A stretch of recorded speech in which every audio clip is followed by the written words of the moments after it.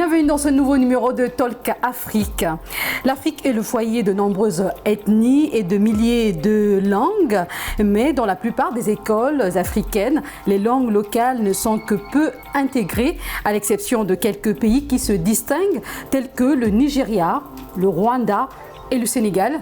Et le Sénégal, par exemple, a mené plus d'une dizaine d'expérimentations visant à intégrer les 6 premières langues codifiées dans son système éducatif. Néanmoins, de nombreux défis subsistent.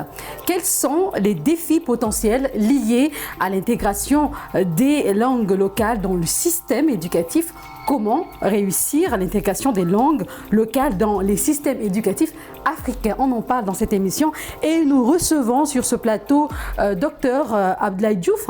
Vous êtes docteur en langue et culture romaine de l'Université autonome de Barcelone et expert évaluateur de la revue HOP, Horizonte Pedagogicos de Bogota, Colombia. J'y arrive. Bien merci d'avoir accepté notre invitation. Bien sûr, oui, merci beaucoup, vraiment, c'est tout un plaisir, effectivement, de venir à une telle émission, parce que nous sommes des intellectuels, et ce qui nous intéresse, c'est d'abord, effectivement, l'avancement de l'Afrique. Et le thème a été très révolutionnaire, et je pense qu'au cours du débat, nous arriverons à entrer de fond dans le vif du sujet. Merci beaucoup. En face de vous, nous avons M. Rémi Yameogo. Vous êtes attaché de programme à l'Institut de la francophonie pour l'éducation et la formation IFEF au sein du programme École et langue nationale Élan. Merci à vous. Merci beaucoup, merci pour l'invitation, merci pour l'occasion que vous nous donnez d'échanger sur la question aussi importante que celle des langues nationales dans l'éducation. Très bien. Alors certains disent que les langues africaines sont vectrices par excellence de la culture des peuples africains, mais il faut que ces langues puissent servir comme véhicule de l'enseignement.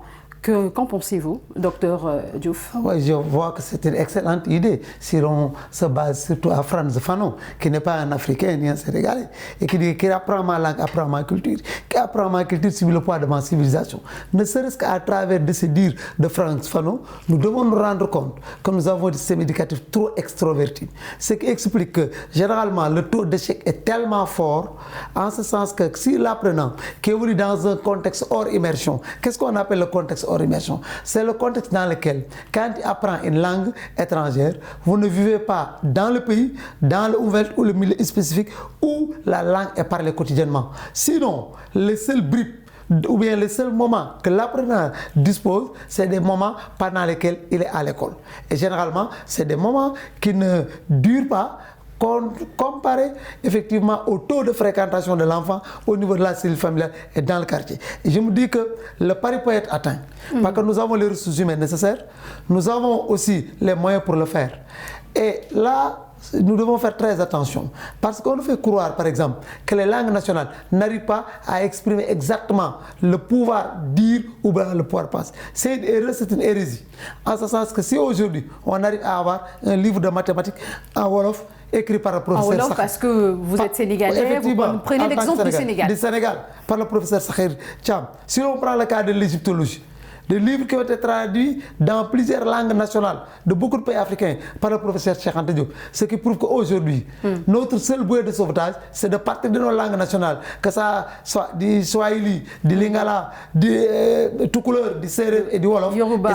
De Yoruba. Et si nous arrivons à la faire, ce qui est évident, on aura des taux de réussite qui friseront les 98%. Justement, pourquoi certains pays africains tardent-ils à intégrer les langues nationales dans le système éducatif?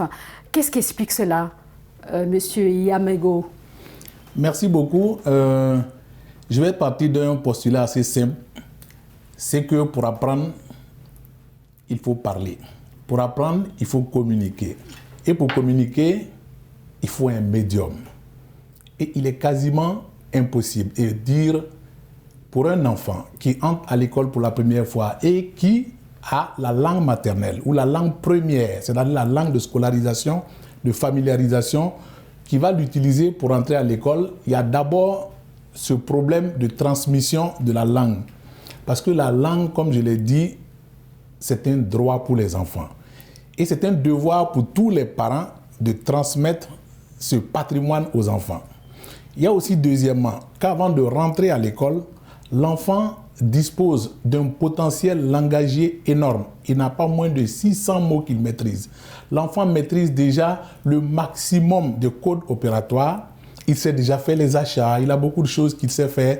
Et pour entrer en classe, il doit laisser toutes ses compétences qui vont être pour lui les bases de son acquisition et commencer l'apprentissage en français. Ça veut dire que s'il apprend dans sa langue maternelle, c'est un avantage quelque part. Mais pourquoi aujourd'hui les pays africains aussi tardent d'intégrer ces langues-là justement? Je voudrais bien que vous puissiez répondre à cette question. Oui, merci beaucoup. Il faut dire que c'est une question de sensibilisation, une question de compréhension du bien fondé de l'importance des langues nationales dans le système éducatif. Dans la plupart des cas, il n'est pas rare que les gens confondent enseignement bilingue et alphabétisation. L'alphabétisation, c'est comment apprendre à lire et à écrire dans ma langue. C'est une alphabétisation fonctionnelle qui s'adresse aux adolescents et aux adultes.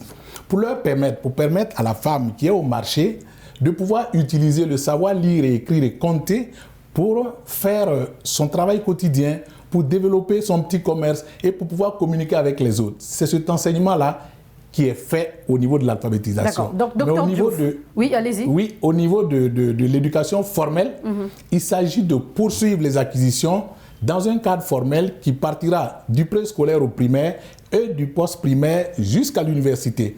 Et donc, c'est une question de sensibilisation et parfois de compréhension. Une question également liée à la formation.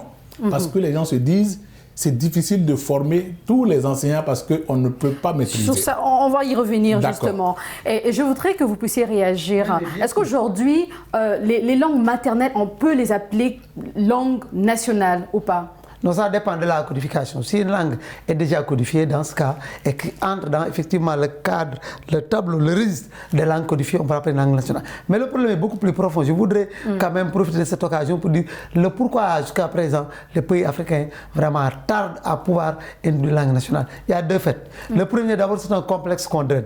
Tout à l'heure, out of the record, j'en parlais à docteur Amiche Yamegogo pour dire que en Afrique, n'importe quel pays d'Afrique, si vous parlez le français, vous commettez une faute, ou bien l'anglais, ça va être un sacrilège. Tout le monde dira que vous avez vu la faute. Alors que les gens n'ont pas le courage de dire que la langue nationale ou la langue maternelle, j'ai la part et dire que, mais excusez-moi, mais ma langue nationale, je dis par exemple, le Wolof au Sénégal, mon Wolof n'est pas tout à fait clair. Et ça ne gêne pas. Alors que si on vous disait qu'en français, vous parlez mal. C'est comme si c'était aussi un succès quand vous parlez pas bien votre propre langue. Très bien, c'est comme s'il s'agit d'un succès, vraiment d'un certain honneur que vous puissiez baragouiner votre langue nationale et non le français. Et là, c'est un sacré, c'est extrêmement grave. Mais deuxièmement, il y a aussi un problème de qu'on appelle la bourse, comme on le dit, qui paye commande.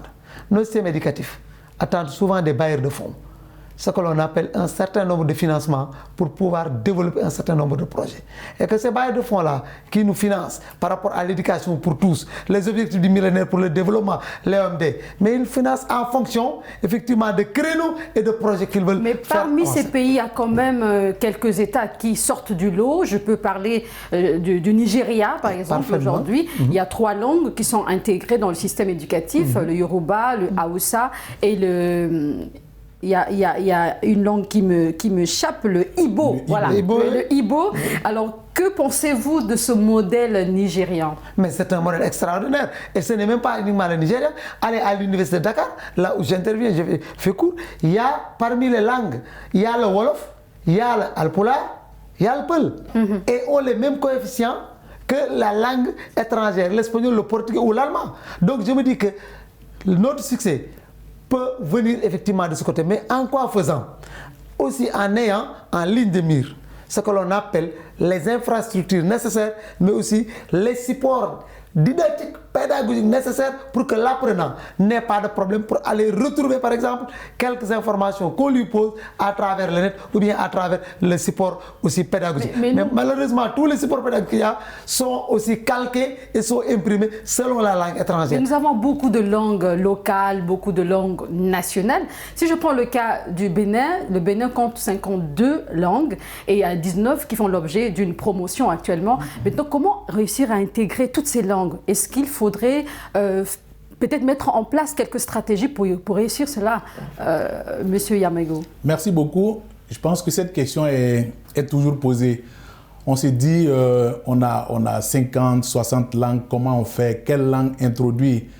Au niveau du programme Élan, on a commencé par mener une étude sur les langues de scolarisation en Afrique, pour voir un peu quels sont les pays qui introduisent les langues nationales dans leur système éducatif, à quel moment ils introduisent le français comme langue seconde et quel est ce partenariat qui existe entre les deux langues sur l'ensemble du processus. Et donc tous ces éléments-là sont des éléments importants. Mais pour pouvoir identifier et intégrer les langues nationales dans le système éducatif, il faut un travail très profond et une étude sociolinguistique pour aboutir à une cartographie des langues. Vous savez que les langues n'ont pas le même poids. Les langues n'ont pas les mêmes locuteurs et les langues n'ont pas le même niveau de description. On a des langues qui sont suffisamment bien décrites, qui ont des documents, qui ont des ouvrages, qui ont des terminologies, qui ont des dictionnaires et des grammaires. On peut commencer d'abord par introduire ces langues-là, puis progressivement, le travail d'aménagement linguistique se fera par les chercheurs, de sorte que toutes les langues soient progressivement équipées et prennent la place. Mais dans ce sens-là, est-ce que certains groupes ethniques ne seront pas lésés quelque part? Non. On ne laissera pas des groupes ethniques. Parce que aussi, d'abord, quand on part d'un principe, il faudra que le principe soit consensuel. Et en quoi faisant? Il nous faut d'abord avoir des langues codifiées. Parmi les langues codifiées, il y a des langues qu'on appelle des langues de pointe, où 90% de la population arrive à parler ces langues-là. À partir de cette base, on peut progressivement introduire ces langues-là et ensuite les autres langues viendront en renfort. Et je pense que la seule alternative capable de former des apprenants qui ont un niveau extraordinaire, un niveau excellent, c'est de pouvoir passer par les langues nationales les plus connues et ensuite les autres langues viendront en appoint et en ne jetant pas aux orties ce qu'on appelle la langue étrangère. Parce qu'un véritable intellectuel, un système éducatif performant, c'est celui-là qui fait ce qu'a appelé Léopold Sédar Senghor l'ouverture et l'enracinement. S'ouvrir au monde extérieur, s'ouvrir aux apports féconds de l'Occident, mais en gardant aussi nos valeurs, nos traditions, nos us et nos coutumes, notre langue qui puisse nous permettre aujourd'hui de devenir des nations émergentes et des nations phares. Et vous avez parlé de langue tout à l'heure. Combien de pays bénéficient de votre appui financier et matériel ? Et ça se passe comment, justement? Voilà, nous sommes aujourd'hui dans 12 pays et bientôt dans 14 pays avec Djibouti et la Mauritanie qui vont également s'ajouter aux 12 pays. Mais nous travaillons en co-construction avec les États. Ça veut dire que nous apportons l'expertise et on s'appuie sur les objectifs et la volonté politique des États. On s'appuie sur le cadre d'orientation curriculaire des États pour leur proposer des approches didactiques qui permettent de faciliter l'apprentissage. Et l'apprentissage en commençant par les langues nationales. Et on travaille avec les experts et les techniciens des différents États. Et ce sont ces personnes-là qui, avec nous, construisent en fonction de leur réalité, en fonction de ce qu'ils ont comme objectif, comme finalité d'éducation, comme type d'homme à former. On construit sur cette base-là et on leur propose une stratégie d'apprentissage qui permet de développer plus rapidement les connaissances et aller beaucoup plus facilement vers les résultats. Mais 14, c'est pas beaucoup, hein. Il y a beaucoup d'écoles africaines, je veux dire. Mais 14, c'est un peu minime. Oui, minime, en fait, on ne compte pas en termes de nombre, on compte en termes d'efficacité, d'action. Même quand on a un seul pays qui met en œuvre une approche efficace, qui peut être partagée par les autres, on trouve que c'est gagné. Parce qu'il faut se dire que le paradigme de changement n'est pas du tout facile. Changer, je vous ai dit que c'est une question de mentalité. Les gens ne comprennent pas trop bien pour l'instant cette question de l'importance des langues nationales. On confond la question de langue nationale à la défense du patrimoine, à la sauvegarde d'une langue. Ça, c'est un fait. Mais les langues nationales, comme véhicule de transmission des connaissances, c'est un autre fait. Et par conséquent, ce sont des stratégies qu'on développe. Et si ces stratégies sont développées, elles peuvent être dupliquées dans d'autres pays en fonction de leur J'aimerais bien qu'on parle du Sénégal. On parle de la mise à échelle de l'introduction des langues nationales dans le système éducatif formel, notamment à l'école élémentaire pour cette année 2023-2024. Comment y arriver efficacement? Non, c'est évident. Je pense qu'en quelque sorte, le ministre de l'Éducation nationale maintenant a vu que par rapport aux différentes difficultés que l'école sénégalaise traverse, il fallait au moins créer ce que l'on appelle un type d'apprenant nouveau. Et là, pour l'introduction de ces langues nationales, d'ailleurs, avec l'avènement du président Wade en 2000, il avait commencé par ça. On avait commencé pendant les vacances à faire des séminaires d'alphabétisation pour pouvoir effectivement mettre tout le monde à niveau. Je dis que le Sénégal est un pays qui quand même fait face à beaucoup de défis. Et pour cela, ce que nous devons faire d'abord, c'est de penser, tout à l'heure j'en ai parlé, au support didactique. Parce que l'enseignant qui est en classe, d'abord qui avait une certaine habitude à faire passer un message, une certaine habitude à élaborer des fiches, une certaine habitude à tenir sa classe. Donc il ne peut pas le faire de manière ex nihilo ex cathedra. Donc tout dépendra du support qu'effectivement, c'est ce que d'arrache-pied le gouvernement va élaborer. Et à partir de ce support, ne pas se dire que cette année nous allons tout faire. Mais nous allons essayer, autant que faire se peut, de pouvoir démarrer et de voir exactement quelles sont aujourd'hui les difficultés, quels sont les progrès, quels sont les côtés à amender. Et je vois qu'en quelque sorte, si on prend par exemple la DE, la direction de l'enseignement élémentaire, ce que l'on parle aussi, ce que l'on appelle la direction de l'alphabétisation, ils sont en train de faire un travail extraordinaire. Parce que déjà, à travers ces langues codifiées, il y a ce que l'on appelle en tant que tel leur alphabet. Et parmi ces langues, il y a le poulard, le wolof, diola, le soninké, effectivement, le sérère bien sûr, et le wolof. Et d'ailleurs, à travers ça, par exemple, en wolof, quand on parle de notre alphabet, on parle de rofogibat, le terme rofogibat, qui veut dire par exemple l'alphabet wolof. Et à partir de l'alphabet wolof, il y a quand même un certain nombre de lettres qui n'apparaissent pas dans l'alphabet français. Et là, si on arrive à avoir les supports didactiques, les livres de texte qu'on appelle les manuels scolaires suffisamment dans les écoles, j'en suis convaincu que le corps professoral ou bien le corps des enseignants bien formés au Sénégal arriveront effectivement ces enseignants. Je voudrais quand même rappeler que c'est depuis 1970 que le Sénégal tente à intégrer ces langues dans le système éducatif. Est-ce qu'aujourd'hui, vous êtes satisfait des résultats? Non, non, pas que quelque part, il y a quand même, les choses vont à la traîne.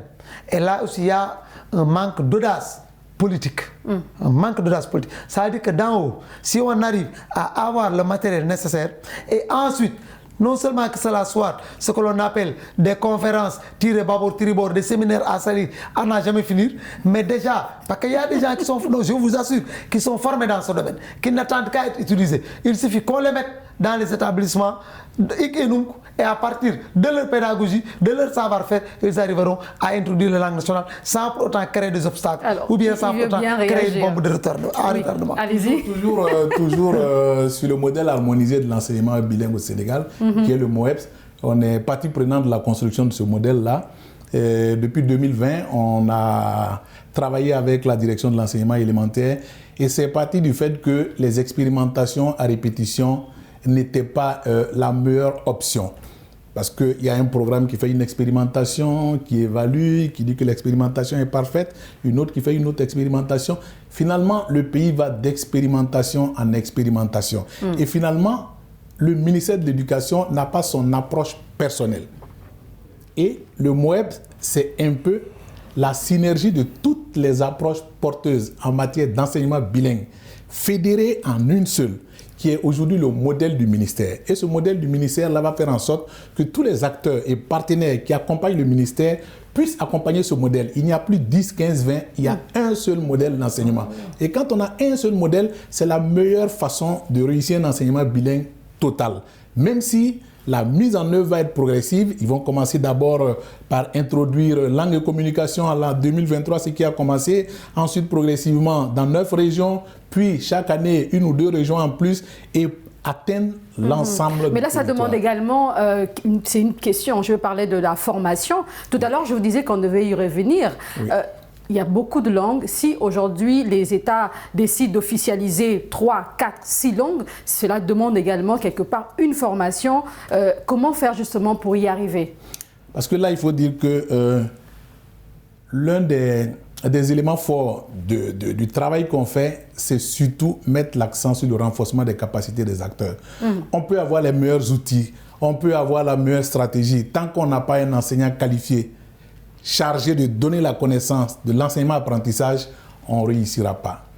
Et comme on est dans un contexte bilingue, ce n'est pas le développement de 2 enseignements monolingues parallèles, faire du français à côté, non. C'est un enseignement bilingue qui prend en compte les 2 langues, une synergie. Et bilingue, ça ne veut pas dire seulement l'anglais-français. Voilà, oui. Exactement. Et donc, en matière de formation, quelque chose de très important qu'on remarque, c'est que la formation continue. La formation coûte extrêmement cher.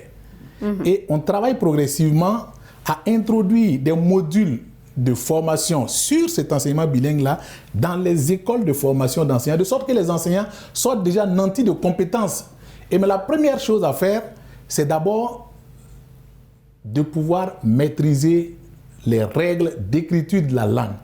Il ne s'agit pas de savoir parler Wolof, Lingala ou Moré pour enseigner le Moré. Il faut maîtriser les règles. Et la maîtrise d'un enseignement bilingue passe par la maîtrise totale des deux langues par les enseignants. Et donc, on fait de la formation initiale, on fait également de la formation continue qui sont des éléments importants et faire en sorte que le numérique prenne une grande place dans la formation continue des enseignants.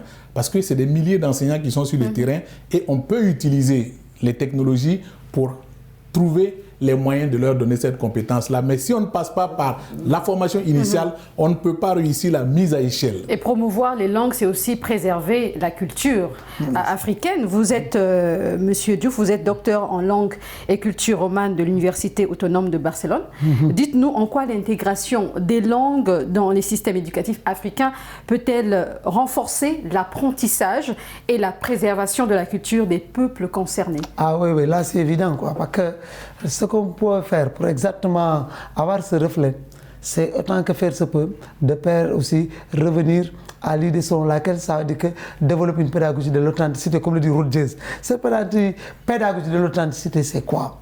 C'est d'abord faire de telle sorte que ces apprenants-là, qui sont confrontés à plusieurs cultures, qui sont confrontés à plusieurs types d'enseignements, qui sont confrontés aussi à un enseignement digital, qu'ils puissent faire effectivement le parallélisme entre les deux. Parce que de nos jours, c'est qu'est-ce qu'on constate? Que les langues étrangères, telles que l'espagnol, l'allemand, le français, autres, comme vous le dites dans mon domaine d'application qui est l'espagnol, généralement, on a tendance à privilégier ces langues-là sur nos langues nationales. Ce qui fait que généralement, le problème qui se pose, on apprend la langue dans un contexte différent du contexte dans lequel nous évoluons. Mais il faut d'abord renforcer l'apprenant africain à se retrouver dans sa propre culture, comme par la Grande Royale dans l'aventure ambiguë. Certes, il faut aller apprendre l'art d'apprendre sans avoir raison, mais il faut d'abord que l'apprenant que nous ayons soit un apprenant qui soit fortement bien sédentarisé dans sa culture, effectivement dans sa peau, mais aussi dans ses valeurs et ses coutumes. Alors, j'ai parlé tout à l'heure de la préservation de culture également, vous l'avez abordé. En dehors de cela, est-ce qu'il y a d'autres éléments? On parle d'avantages, les avantages pour l'intégration des langues nationales. Dites-nous, quels sont ces avantages aujourd'hui, un enfant africain qui commence à apprendre dans sa propre langue? D'abord, pour un premier avantage, la difficulté qu'il avait, d'abord à passer de sa langue maternelle, d'abord à passer par le français pour atteindre à apprendre l'espagnol ou l'allemand, ça va disparaître. En quoi faisant? Si on rapprenait l'apprenant d'abord, sénégalais, je dis de manière très réduite, l'alphabet Wolof, l'alphabet Polar ou Soninké, quand on arrivait à lui faire savoir que X, Y, on pourrait l'appeler Djoun ou bien Hach, c'est des mots Wolof, lui, il n'aura pas de difficulté à comprendre le théorème de Thalès ou de Pythagore, parce que ce théorème de Thalès ou de Pythagore dont on parle, il y a des universitaires sénégalais, il y a des directiciens sénégalais qui l'ont déjà utilisé pour faire l'affaire. Et cela ne nécessite pas beaucoup trop d'efforts, comme le système de la FASTEF, ici à Dakar. Il y a des milliers d'enseignants qui sont sur le terrain, mais on utilise l'enseignement digital. C'est le cas en Europe. C'est le BIBI collaboré, le campus virtuel, pour former leurs apprenants dans leur propre langue. Un pays comme la Catalogne, où je suis docteur. Pourtant, la langue qu'on utilise, c'est ce qu'on appelle le catalan dans les universités, dans les écoles élémentaires. Alors, tout le monde sait que la langue officielle de l'Espagne, c'est el castellano, c'est l'espagnol. Mais eux, ils se sont battus d'abord pour que le jeune de la Catalogne se reconnaisse d'abord comme catalan, qui utilise sa langue, el catalan, qui utilise aussi sa culture catalane et même le fête national. Ce n'est pas le fête national de l'Espagne, mais d'abord c'est le fête national de la Catalogne et ensuite pouvoir célébrer l'autre fête. Mais malheureusement, on a accusé un faux départ à la Trump. Qu'est-ce que cela veut dire? Ce faux départ à la Trump, c'est toujours dans le système éducatif de privilégier les langues étrangères, de privilégier cette méthode qu'on a calquée de la France, sans pour autant voir les bons côtés, les inconvénients et les avantages. On vient donner le tout et malheureusement, quand on ne fait pas... Yamago, ça veut dire que les enfants qui apprennent dans leur langue ne vont pas abandonner si tôt l'école? Non, Pas du tout. Bien au contraire, ils vont s'enraciner dans l'école parce que l'école leur appartient. L'école est le reflet de leur culture. L'école est d'abord endogène parce que c'est les premiers apprentissages qui sont des apprentissages vraiment fondamentaux pour construire les connaissances de l'enfant. Et si ces premiers apprentissages sont faussés, il va sans dire que le reste devient difficile. Parce que l'enfant qui est dans la classe, qui sort d'une zone rurale ou périurbaine, qui parle sa langue, il a trois difficultés. D'abord, le fait d'être en classe constitue une difficulté pour le jeune enfant qui vient pour la première fois à l'école pendant des heures, à rester assis, ne bouger que quand on lui donne l'autorisation, ne sortir que quand il en demande. Et puis, il est face à un enseignant avec lequel il n'a pas de communication parce qu'il a le blocage de la langue qui constitue un frein. Je pense que le message est bien passé. Nous sommes arrivés à la fin de cette émission. Je suis désolée. À l'instant, monsieur Rémi Yaméogo, vous êtes attaché de programme à l'Institut de la francophonie pour l'éducation et la formation IFEF au sein du programme École et langue nationale Élan. Merci beaucoup. C'était un réel plaisir de vous avoir sur ce plateau. Merci beaucoup, le président est partagé. Je pense qu'on aura d'autres occasions de repasser échanger avec vous pour entrer beaucoup plus en profondeur sur un certain nombre d'éléments afin que les gens comprennent que c'est possible. Exactement. Merci. Également, en face de vous, nous avons Abdoulaye Diouf. Vous êtes docteur en langue et culture romane de l'Université autonome de Barcelone et expert et évaluateur de la revue Hop Horizonte Pédagogicos de Bogota, Colombia. Merci beaucoup d'avoir répondu à ces questions. Merci aussi, le plaisir a été pour moi vraiment et ça a été vraiment un débat très fructueux et effectivement on a pu au moins comprendre et revoir beaucoup de choses et vraiment merci et merci pour tout le monde aussi. Merci à vous aussi de nous avoir suivis. On se retrouve très bientôt sur Medi 1. Surtout ne changez pas de fréquence et prenez soin de vous.